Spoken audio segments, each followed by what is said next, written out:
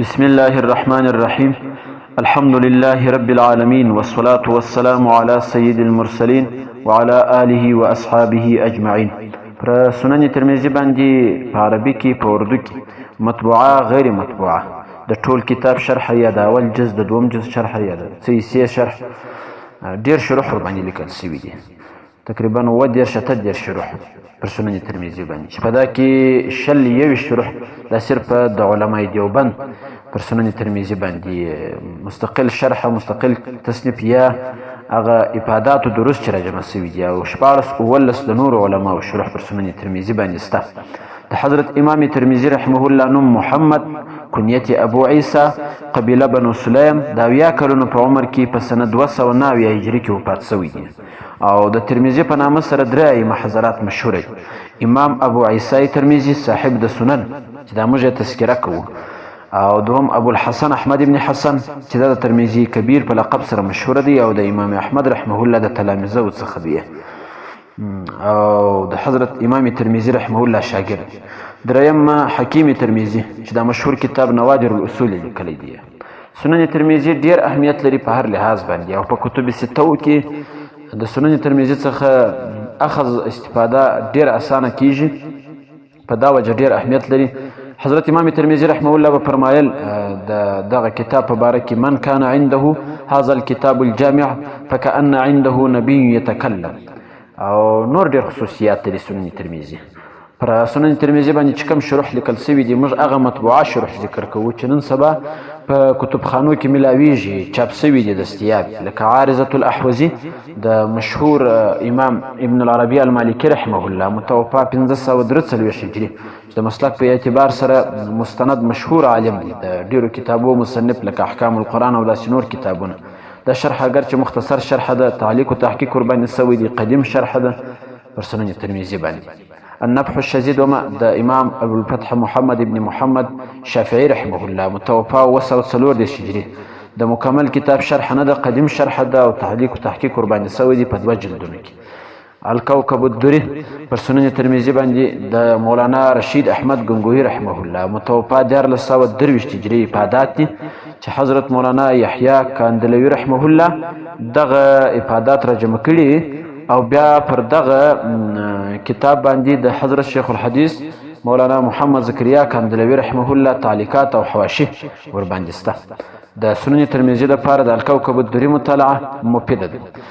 العرف الشدید د حضرت امام العصر علامه محمد انور شاه صاحب کشمیری رحمه الله متوفا 1452 هجري افادات د حضرت شاګرد دوران درس نوٹ کړي او بیا په کتابي شکل کې هغه جمع کړي چې د شیخ محمود شاکر په تحقیق سره په 5 جلدونو کې دا چاپ شوی. تحفة الاحوزی دا د حضرت مولانا عبدالرحمن مبارک پوری رحمه الله متوفا 1453 هجري جامع او مکمل مدلل شرح ده پر سنن ترمذی باندې. دا ډیره مشهوره شرح ده د غیر مقلد عالم، البته د مبتدیانو د لپاره مطالعه د یو چا په نگرانی کې پکار ده. تحفة الاحوزی او البته چې په تحفة الاحوزی کې پر حنفیو باندې کوم اعتراضات شوي دي یا د حضرت شاه صاحب رحمه الله پر کتاب باندې حضرت مولانا عبدالرحمن مبارک پوری رحمه الله تحفة الاحوزی دا مشهوره شرح ده. او بل د مولانا اشفاق الرحمن کاندلوی رحمه الله شرح متوفا 1420 هجري چې دا په یو جلد کې د پر سنن ترمذی باندې. شرح د شیخ احمد شاکر متوفا 1420 هجري دا د مکمل کتاب شرح نه د 600 څخه یو څه بالا احادیث شرح ده په 2 جلدونو کې دا پر سنن ترمذی باندې. معارف السنن شرح د سنن ترمذی د محدث العصر علامه محمد یوسف بنوری رحمه الله متوفا 1490 هجري په دا شرح کې د امام العصر علامه محمد انور شاه صاحب کشمیری رحمه الله افادات حضرت را جمع کړي دي او دا شرح معارف السنن د سنن ترمذی لپاره ډیر اهمیت لري، ډیر مفیده شرح ده، په هر لحاظ باندې ډیر خصوصیات لري، په ډیر محنت سره لیکل شوی. حضرت بنوری رحمه الله فرمایي چې د معارف السنن د تصنیف په دوران کې تقریبا ما 200 صفحات مطالعه کړي. 200 صفحات مطالعه کول دا ډیره لویه مطالعه ده او د فقهای کرامو مذاهب او مسائل او دلایل د اصل کتابو څخه ذکر کوي. بیا د حنفي او مذهب حنفي چې دی دلایلو مذهب حنفي دا ډیر په ښه انداز باندې هلته نقل کوي او اختلافي مسایلو باندې ډیر په مفصل او مدلل انداز کې بحث کوي او نور داسې ډېر خصوصیات لري چې د فقه حنفي دپاره معارف السنن په 6 جلدونو کې تر کتاب الحج پورې لیکل سوې ده او په عربي کې دا شرحه په کتابخانو کې ملاویږي. دا که د خارجي مطالعې دپاره یي که د سنن ترمذي دپاره یي دا ډېره ښه شرحه ده او که چیرې دا شرحه پوره سوې وای یا تکمیله په دغه انداز باندې لیکل سوې ولای نو شاید چې د سنن ترمذي په تمامو شروحو کې به د دغه شرح بدیل و نظیر نه ولای. دا معارف السنن د حضرت محدث العصر علامه محمد یوسف البنوري رحمه الله دا ډېر خصوصیات لري. او بیا چې کوم دغه امام ترمذي رحمه الله په سنن ترمذي کې فرمایي وفي الباب، نو په دا کې چې کوم روایات کوم احادیث دي علماو د هغه تخریج کړی دي د وفي الباب چې کوم احادیث ته اشاره یي. پر دا موضوع باندې بیا مستقل کتب لیکل سوي دي لکه نزهة الالباب بقول الترمذي وفي الباب د دکتور ابوالفضل حسن ابن محمد دا په 6 جلدونو کې وفي الباب کې د تمامو روایاتو تخریج کړی دي. یا حضرت مولانا حبیب الله مختار شهید رحمه الله کشف النقاب پر دې باندې لیکلی دي چې دا کتاب دی او دا رقم نور علماو ډاکټر نور الدین عطر پر دې باندې کتاب لیکلی دی.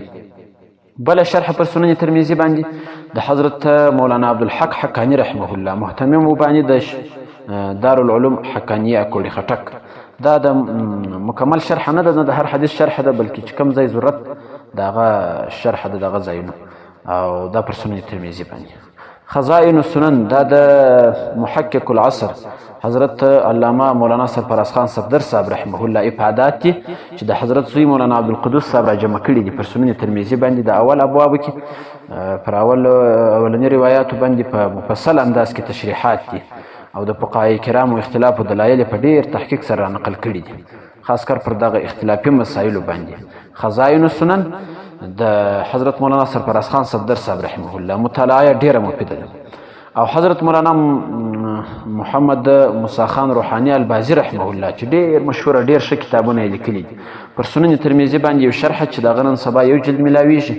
اصل دا 40 جلدونو کې تقریبا دا شرح ډیره مفصله او ډیره لویه شرح ده پر سنن ترمذي باندې. متاسفانه چې هغه نور جلدونه یې نه ملاویږي هغه نه دي چاپ سوي یو جلد چې ملاویږي هغه چې پر سنن ترمذي باندې پیدا سي د حضرت مولانا موسی خان روحانی البازی رحمه الله شرح پر سنن ترمذي باندې. درس ترمذي او تقریر ترمذي پر سنن ترمذي باندې دا ډیر مشهور دي د شیخ الاسلام مولانا مفتی محمد تقی عثماني صاحب چې د سنن ترمذي لپاره یا د خارجي مطالعې لپاره مطالعه مفیده ده ډیر. انتحاب المنن دا پر سنن ترمذي باندې شرح د مولانا رئیس الدین صاحب شیخ الحدیث د مظاهر العلوم سهارنپور د جلد ثانی مفصل شرح ده او دا په 2 جلدونو کې چاپ سوی ده. تشریحات ترمذي دا د مولانا کمال الدین المسترشد صاحب دا د ترمذي جلد ثانی مباحث او د حل د کتاب د حل کولو لپاره په اردو زبان کې دا ډیره مفیده شرح ده تشریحات ترمذي په نامه سره. او تحفة الالمعي په اردو کې دا شرح د حضرت مولانا مفتی سعید احمد پالمپوري رحمه الله افادات دي چې د احادیث په ترقیمات سره ذکر کوي او قول راجح ذکر کوي چې کوم د رواتو مختصر بعض ځایونو باندې مختصر احوال ذکر کوي او چې کوم جدید مسائل دي یا په فرق باطلو باندې رد دی هغه په دغه شرح کې ملاویږي. دا د مکمل کتاب شرح ده او په 8 جلدونو کې په اردو کې تحفة الالمعي د مولانا مفتی سید احمد پالمپوري رحمه الله چې پر صحیح البخاري هم شرح سته او تفسیر یې هم سته. دا شرح ضروري شرح ده د سنن ترمذي لپاره. بیا پر سنن ترمذي باندې توضیح الترمذي دا افادات د شیخ الاسلام مولانا حسین احمد مدني رحمه الله چې د حضرت شاګرد جمع کړي دي. یا معارف مدنیه دا په 9 جلدونو کې پر سنن ترمذي باندې ډیر اهم ډیر مفید شی د شیخ الاسلام مولانا حسین احمد مدني رحمه الله افادات معارف مدنیه په 9 جلدونو کې او تقریر ترمذي مشهور په دروس مدنیه سره په 2 جلدونو کې په اردو کې د شیخ الاسلام مولانا حسین احمد مدني رحمه الله دا هر ځای په کتابخانو کې ملاویږي. تقریر ترمذي د شیخ الهند مولانا محمود الحسن دیوبندي رحمه الله شرح ترمذي د مولانا ابراهیم بلیاوي صاحب، شرح ترمذي عربي مولانا شمس الحق افغاني رحمه الله، لیکن دا په کتابخانو کې نه ملاویږي. شرح ترمذي د مولانا سید ګل بادشاه صاحب، معارف ترمذي د مولانا عبدالرحمن کامل پوری، او شرح ترمذي د مولانا عبدالستار اعظمي صاحب. تقریر ترمذي په یو جلد کې کتابخانو کې ملاویږي د حکیم الامت حضرت مولانا اشرف علي تانوي رحمه الله، دا په یو جلد کې مطالعه مفیده ده. بیا مولانا عبدالقادر صاحب پر دې باندې تحقیق او تعلیق کړی دی. او بیا پر شمایل ترمذي باندې بیا نور کتب لیکل شوي دي. شمایل ترمذي دا باندې تقریبا ډیر شروح لیکل شوي دي، 29 شروح پر شمایل ترمذي باندې لیکل شوي دي. بیا چې مختصرات شوي دي 12 هغه دي تقریبا. او بیا پر رجالو د شمایل ترمذي چې مستقل کتب لیکل شوي دي 6 کتب پر رجالو لیکل شوي. او د شمایل پر موضوع باندې بیا چې نور کتب لیکل شوي دي 15 مشهور کتب شته پر شمایل محمدي باندې. او په شمایل ترمذي باندې به شروح ان شاء الله تعالی موږ ذکر کوو. هغه د سیرت په کتابو کې وروسته به ان شاء الله تعالی چې کوم اهم شروح دي لکه د مولا علي کاری رحمه الله شرح پر شمایل ترمذي باندې، او دا رقم د مولانا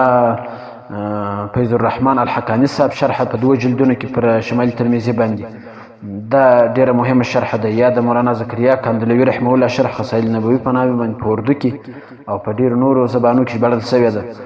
نور چې داسې کوم شروح دي پر شمایل ترمذي باندې هغه به ان شاء الله تعالی ذکر کوو، ځکه 29 شروح دا پر شمایل ترمذي باندې لیکل شوي دي.